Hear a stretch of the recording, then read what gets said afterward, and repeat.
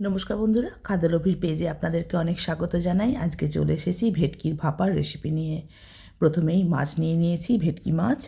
এবার এর মধ্যে নুন এবং হলুদ আমি মাখিয়ে রেখেছি। এবার আমি একটা টিফিন বক্স নেব।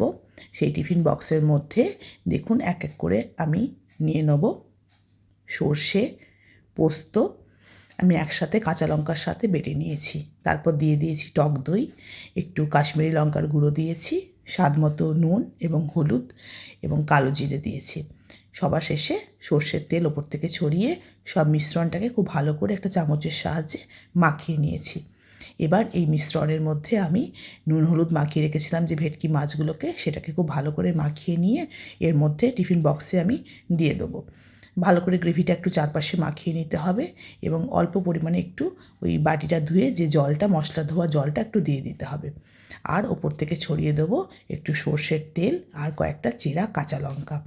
সব শেষে আস্তে করে টিফিন বক্সের মুখটি বন্ধ করে দিয়ে আমাদেরকে কড়াই এবার জলের মধ্যে বসিয়ে দিতে হবে। বেশ কিছুক্ষণ সময় নিয়ে এটা হয়ে যাওয়ার পর দেখুন রেডি হয়ে গেছে আমাদের ভেটকি ভাপা। এটা আপনারা অবশ্যই বাড়িতে ট্রাই করবেন।